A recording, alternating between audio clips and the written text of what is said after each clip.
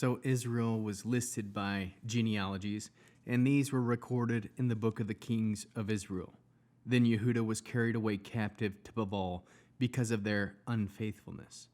The first people to return to their possessions in the city were the Israelim, the Kohanim, the Levi'im, the temple servants. In Jerusalem lived some descendants of Yehuda, some descendants of Benjamin, and some descendants of Ephraim and of Manasseh. Utai, the son of Ammihud, the son of Omri, the son of Imri, the son of Bani, from the descendants of Peretz, the son of Yehuda. One of the Shalomim, Asiyah, the firstborn of his sons, of the descendants of Zerach, Yeuel, and of their kinsmen 690. Of the descendants of Benjamin, Salu, the son of Meshullam, the son of Hodaviah, the son of Hasnuah, Yivniah, the son of Yerikam, Elah, the son of Uzi, the son of Mirkri, Meshullam, the son of Shephatiah, the son of Reuel, the son of Yavina, and their kinsmen, according to their generations, altogether 956. All these men were leaders of fathers' clans. Of the Kohanim, Yadya, Yoriv, Yakin, Azra, the son of Hilkiah, the son of Mushallam, the son of Zadok, the son of Miriot, the son of Aktov, the ruler of the house of God, Adiah, the son of Yerikam, the son of Pashkur, the son of Milkiah, the son of Maheshiah, the son of Adiel, the son of Yatsira, the son of Meshullam, the son of Mishlemit, the son of Emer, and their kinsmen, leaders of their fathers' clans, 1,760, very competent men available for serving in the house of God. Of the Levi'im, Shmaiah, the son of Hashuv, the son of Erzkam, the son of Hashviah, from the descendants of Miri, Bachar, Haresh, Gilal, Metaniah, the son of Micah, the son of Zikri, the son of Asaph, Ovdiah, the son of Shemaiah, the son of Gilal, the son of Yuratan, and Berechiah, the son of Asa, the son of Elkanah, who lived in the towns of Nophati. The gatekeepers, Shalom, Ehuv, Taman, Achmin, and their kinsmen. Shalom was the chief. Previously they had guarded the king's gate to the east. They were gatekeepers from the camp of the descendants of Levi. Shalom, the son of Kor, the son of Aviasaph, the son of Korach, and his kinsmen were of the fathers' clans of Korachim, were in charge of the work of their service, keepers of the gates of the tent. Their ancestors had been in charge of the camp of Adnai, keepers of the entryway. Pinchas, and the son of Eleazar, had been ruler of them long before Adnai had been with them. Zechariah, the son of Meshaliah, guarded the entryway to the tent of meeting. All those chosen to be gatekeepers numbered 212. Their genealogies were recorded in their towns. They had been appointed to their positions by David and Shmuel the seer. They and their descendants surveyed the gates in the house of Adnai, that is, the house of the tent, during periods of duty. The gatekeepers served on the four sides, east, west, north, south. From the time to time, their kinsmen had come from their towns to help them for 7 days. For the four chief gatekeepers were on permanent duty. They were the Levi'im in charge of the accommodations and supplies of the house of God. They spent their nights in the vicinity of the house of God because they were in charge of it and were responsible for opening it up each morning. Some of the Levi'im were in charge of the articles used for the service. They had to keep records of them when bringing them in and out. Others were in charge of the equipment, the holy utensils, the fine flour, the wine, the olive oil, the frankincense, and the spices. Some of the sons of the Kohanim mixed together the ingredients for the perfumes. Metaiah, one of the Levi'im, who was the firstborn of Shalom, the Korki, was permanently in charge of baking operations. Some of their kinsmen from the descendants of Kahati were in charge of preparing the showbread every Shabbat. Also there were the singers, heads of the fathers' clans among the Levaim. They lived in the accommodations and were free from other kinds of service, for they were employed in their own work day and night. These were heads of fathers' clans among the Levaim according to their generations, and they were the leaders. They lived in Jerusalem. In Givon lived the father of Givon, Yael, whose wife's name was Maacah, and his firstborn son, Avdan, Zur, Kish, Baal, Ner, Dav, Gedor, Akyo, Zechariah, and Miklot. Miklot fathered Shemam. In contrast with some of their kinsmen, they and their families lived in Jerusalem. Ner fathered Kish, Kish fathered Shaul, Shaul fathered Yonatan, Melchishua, Abnadav, and Ishbaal. The son of Yonatan was Merib Baal, and Merib Baal fathered Micah. The sons of Micah were Piton, Melech, and Tiria. Achaz fathered Yira. Yira fathered Elamet. Asmavet and Zimri. Zimri fathered Motza, and Motza fathered Bini. His son was Rapha, and his son Eliash, and his son Etzel. Etzel had 6 sons whose names were Etzirkam, Bakur, Yishmael, Shuriah, Obadiah, and Hanan. All these are the sons of Etziel. Now the Plishtim pressed their attack on Israel, and the men of Israel fled before the Plishtim, leaving their dead on Mount Gilboa. The Plishtim pursued Shual, overtook him and his sons, and the Plishtim killed Yonatan, Abnadav, and Melchishua, and the sons of Shaul. The fighting went hard against Shual. Then the archers overtook, wounded him, so that he was in agony. Shaul said to his servant bearer, "Draw your sword and run me through with it. Otherwise, these uncircumcised men will come and make sport of me." But his armor bearer refused, so he was frightened. So Shaul took his own sword and fell on it. When his armor bearer saw that Shaul was dead, he too fell on his own sword and died. Thus Shaul, his 3 sons, and all his household died together. When all the men of Israel who were in the valley saw them fleeing, and that Shaul and his sons were dead, they abandoned their cities and fled. Then the Plishtim came and lived in them. The following day, when the Plishtim came to strip the dead, they found Shaul and his sons laying dead on Mount Gilboa. They stripped him, then took his head and his armor and sent them all over the territory of the Plishtim to carry the news to their idols and to the people. They put his armor in the temple of their gods and fastened his skull to the temple of Dagon. When everyone in Yavish Gilad heard all that the Plishtim had done to Shaul, all their warriors set out, took away the body of Shaul and the bodies of his sons, brought them to Yavish, buried their bones under the pistachio tree in Yavish, and fasted 7 days. So Shaul died for the transgression he committed against Adonai because of the word of Adonai that he did not keep, and because he sought the counsel of a spirit instead of consulting Adonai. Therefore Adonai put him to death and turned the rulership over to David, the son of Yishai. Then all Israel gathered themselves to David in Hebron and said, "Here, we are your own flesh and bone. In the past, even when Shaul was king, it was you who led Israel's military campaigns. And Adonai, your God, said to you, 'You will shepherd my people Israel, and you will be chief over my people Israel.' So all the leaders of Israel came to the king in Hebron, and David made a covenant with them in Hebron in the presence of Adonai. Then they anointed David king of Israel, as Adonai had said through Shmuel. David and all Israel went to Jerusalem, also known as Uvas, and the Uvisi. The inhabitants of that region were there. The inhabitants of Uvas taunted David by saying, 'You won't get in here.' Nevertheless, David captured the stronghold of Zion, also known now as the city of David. David said, 'Whoever attacks the Uvisi first will be commander-in-chief.'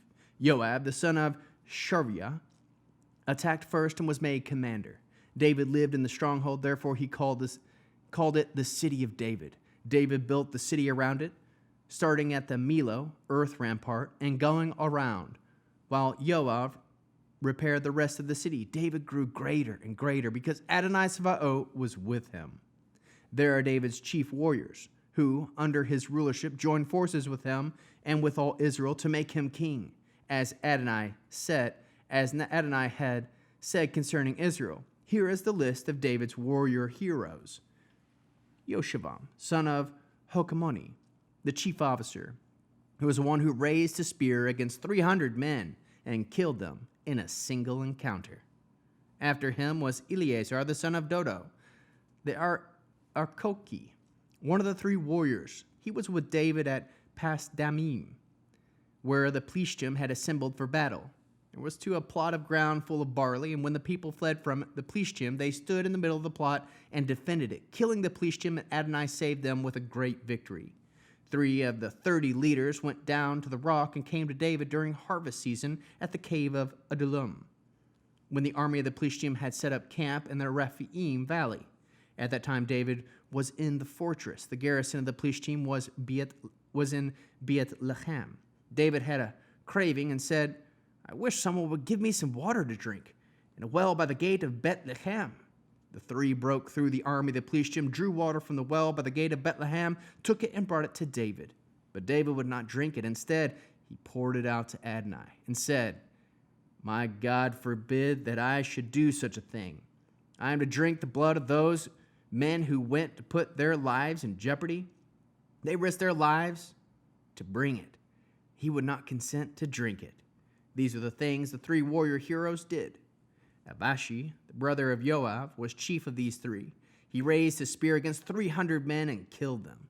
Thus he had a reputation even among the 3. One of the 3 of the second rank, he had the most honor and was therefore made their leader. However, he did not achieve the status of the first 3. Benaiah, the son of Yoyoda, the son of a valiant man of Kafsiel, was a man of many exploits. He struck down 2 lion-hearted men of Moab. One day, when it was snowing, he went down into a pit and killed a lion. Here is how he killed an Egyptian, a man who was very tall, 7.5 feet. The Egyptian had a spear in his hand, the size of a weaver's beam. He went down with him with only a stick, seized the spear from the Egyptian's hands, and killed him with his own spear. These are the things that Benaiah, the son of Yehoiada, did that earned him a name among the 3 warrior heroes. He had more honor than the 30, but he did not achieve the status of the first 3. David put him in command of his personal guard. There were also these warrior heroes: Ashiel, the brother of Joab, Elikanan, the son of Dodo from Bethlehem, Shema, the Horori, Haletz, the Peloni, Ira, son of Ikesh from Tekoa, Evisir from Anatot, Sibkiah the Hashati, Elia the Akaki, Mori the Netafati, Heliad the son of Banan the Nephati, Ita the son of Reva from Giva, from the descendants of Benjamin, Benyehu from Piratan, Hira from the Vadis of Gaash, Aviel the Avati, Esmevet the Bokrimi, Elikbo the Sha'avani, the sons of Hisham the Gazoni, Yonatan the son of Shiga the Harari, Echiam the son of Shekar the Harari, Eliphel the son of Hefer the son of Hefer the Merkarati, Akiah the Peloni, Hetzro the Carmeli, Nira the son of Ezba, Yoel the brother of Natan, Mivkar the son of Hagri, Zilech the Ammoni, Nekra the Baroti, armor-bearer of Joab the son of Zuriah, Iri the Yitri, Geriv the Yirchi, Uriah the Hittite, Zivan the son of Akla, Adina the son of Shiza, the Ruvini, a leader among the Ruvini, and 30 with him, Hanan the son of Micah, Yoshaphat the Mitni, Uzziah the Ashtriti, Shema, and Yael the son of Hotam the Arori, Yodiel the son of Shimri, Yoka his brother Titzi, Elel the Maccabim, Ura and Yoshabiah the sons of Ilnaam, Yitma the Moavi, Eliad, Oved, and Yasiel from Mitzvah. Following are the men who joined David in Ziklag while he was being kept away from Shaul, the son of Kish. They were among the warrior heroes who helped him fight his battles. They were archers who could use either hand to sling stones or shoot arrows from a bow. They were Shaul's kinsmen from Benjamin. Their leaders were Achazir, then Joash, the son of Shemaah, the Geviti, Yeziel, Pelet, the son of Azmavet, Baracha, Yehu from Anatot, Yishmaiah, the Givani, one of the strongest of the 30 and commander of the 30, Yirmiah, Yatziel, Yochanan, Yezabad from Gedera, Iluzu, Yeramot, Bilyah, Shemyah, Shaphatya, the Hafri, Elkanah, Yitziryehu, Ezrael, Yoezer, Yoshavam, and Korki, and Yotla, and Zeriah, the sons of Yorkam from Gedor. From the Gadi, the number strong, brave, trained men defected to David at the fortress of the desert. They could handle shield and spear. They were as fierce lions, and they were as fast as deer on the hills. Ezer was the leader, Obadiah the second, Elav third, Meshmenehu fourth, Yirmiyahu fifth, Attah sixth, Eliel seventh, Yochanan eighth, Elzavad ninth, Yirmiyah 10th, Machbiah 11th. These descendants of Gad were army commanders. The least of them was worth 100, and the greatest worth 1,000. These are the men who crossed the Jordan during the first month, when they had overflowed its banks, and drove out all those who lived in the valleys, both to the east and to the west. From the descendants of Benjamin and Yehuda, a number came to David at the fortress. When David went out to meet him, he said, "If you're coming to me in peace to help me, my heart will be bound to yours. But if you are coming to betray me, my enemies, then since I have done nothing wrong, may the God of our fathers see it and judge." Then the Spirit covered Amasai, the chief commander, and he said, "We are yours, David, on your side, son of Yoshi. Peace, peace to you, and peace to your helpers. Your God helps you." David welcomed them and made them senior officers. From Manasseh, some defected to David when he was brought to go to the Plishtim to fight against Shaul. But they ended up not helping them, because the rulers of the Plishtim are, after consultation, sent David away, saying, "He will defect to his master Shaul, the cost of our heads." As he was on his way to Ziklag, those who defected to him from Manasseh included Adnach, Yozvad, Yediel, Michel, Yozvad, Elihu, Zillah, commanders of thousands of Manasseh. They helped David against the raiding band, for they were all strong, brave men who commanded an army.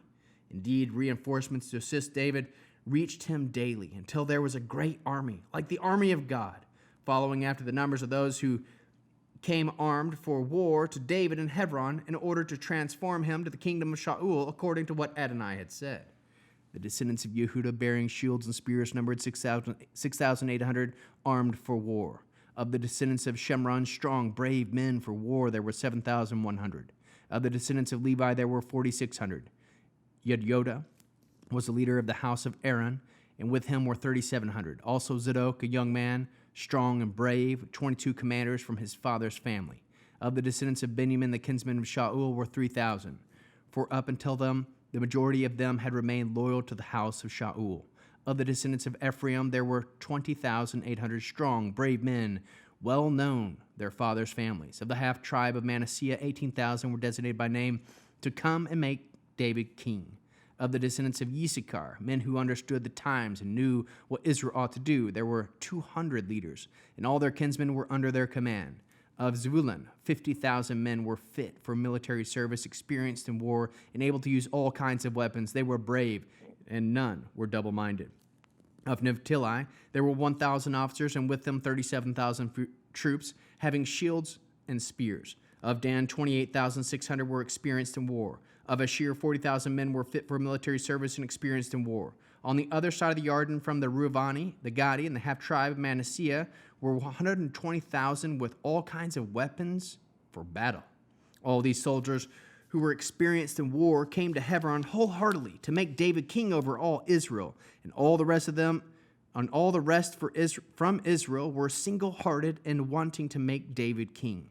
They remained there with David for 3 days, eating and drinking, and their kinsmen had prepared for them. Moreover, those who were near to them, and even those as far as Issachar, Zebulun, and Naphtali, brought food on donkeys, camels, mules, and oxen, baked goods, fig cakes, clusters of raisins, wine, oil, oxen, and sheep in abundance, for there was joy in Israel.